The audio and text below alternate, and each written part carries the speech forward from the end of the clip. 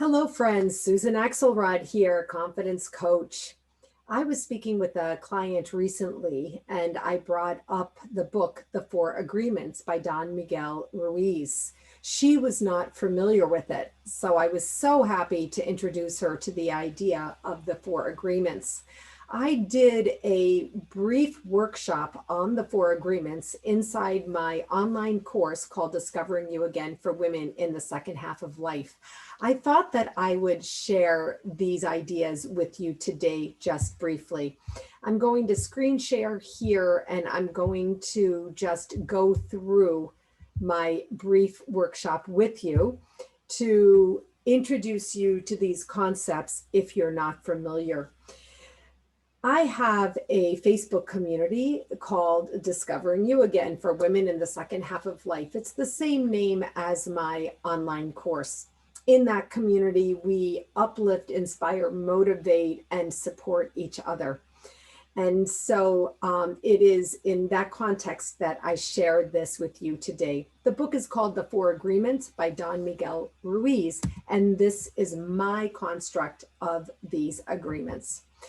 The first agreement is this: be impeccable with your word.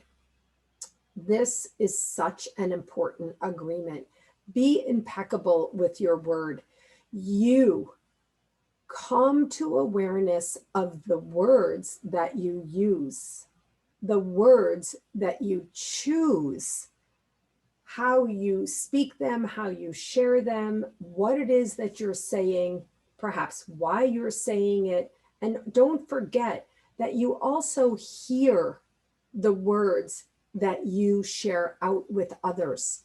Your own soul and psyche hear the words that you share out with others. I want to invite you to consider this agreement. Be impeccable with your word. What is it that you're saying? What is it that you think the other person is hearing from you? And especially, what is the intention with which you are speaking? Be impeccable with your word. Come to awareness about the words that you're using and the words that you're choosing. The second agreement: don't take anything personally. As women, sometimes we're called emotional and sometimes we do take things personally. It's perfectly fine. Give yourself a break. But if you want, you could learn the second agreement. Don't take things personally. Imagine if that thing that somebody else said that hurt your feelings was never intended to hurt your feelings. Imagine if you put up your force field and said, my feelings aren't hurt by what she is saying or by what he is doing. Consider the idea: don't take anything personally. Now, to practice this, I invite you to go through your day and see how often you do take things personally. See how often it happens. Become aware of what the thoughts are in your mind and how you feel like things are done to you or thrown at you, or you feel battered by things that others are saying or doing. That's you taking things, perhaps everything, personally.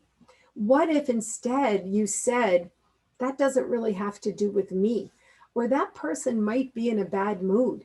That person might be afraid of something or worried about something or angry at something, but that doesn't have to do with me.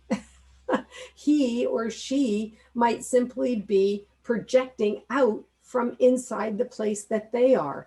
It doesn't mean that I have to feel battered or beaten or bruised or upset about it. Try the second agreement.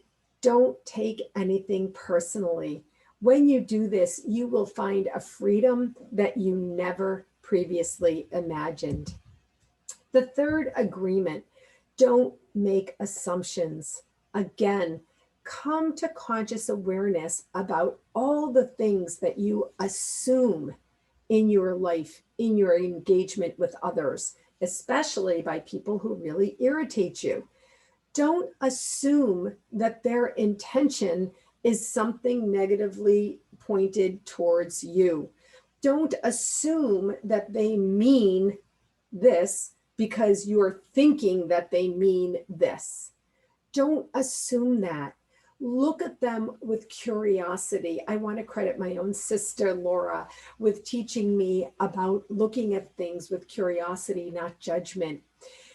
Go through your own day and become aware of the judgments that you use. Become aware of how you are judging others through what you are assuming. Go through another day and try really hard to catch yourself. If you start having a negative reaction or a negative response to something, catch yourself, take a breath, open your mind, and remind yourself, don't assume that this is or that or the other thing is happening. Ask yourself with curiosity, is it exactly so? Is it true what I am thinking?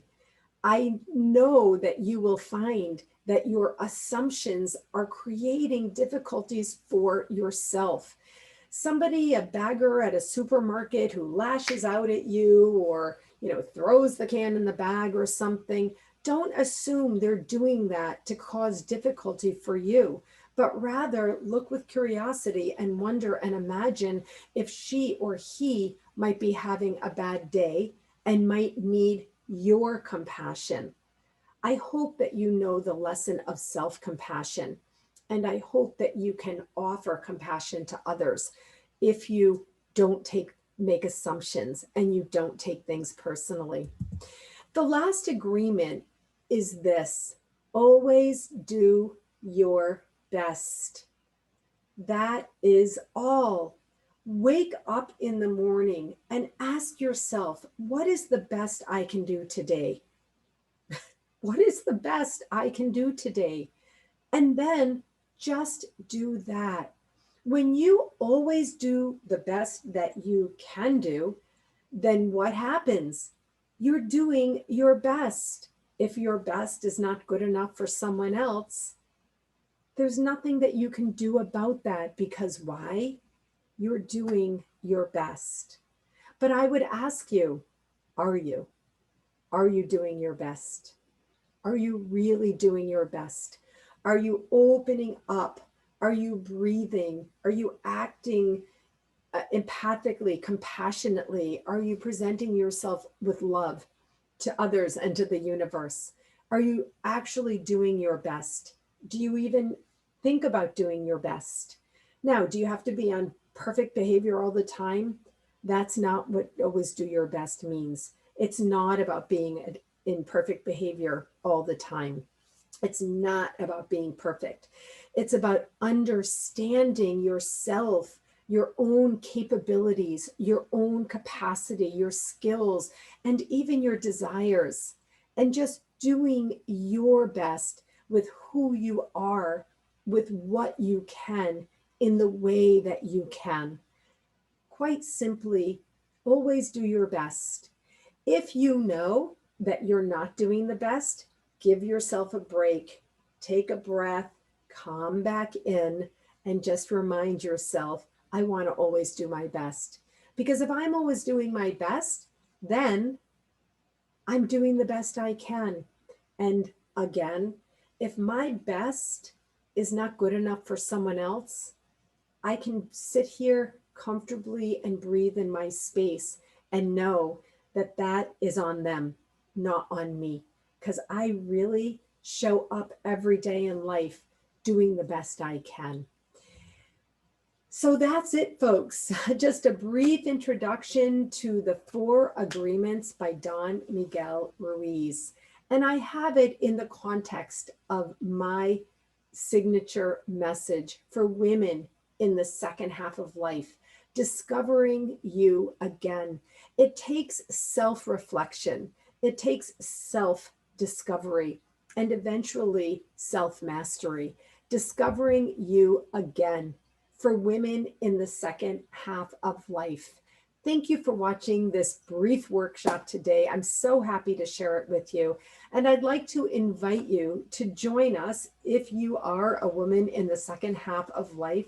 Please join us in my online Facebook group by the same name. Just find us on Facebook, type into the search box, Discovering You Again for Women in the Second Half of Life. Request to join, and I will happily admit you. And then when you come, do your best to share, uplift, inspire, motivate, and support. All right, friends, that's it for today. Thank you for joining me on this brief workshop. I will look forward to seeing you inside the Facebook group. Take good care.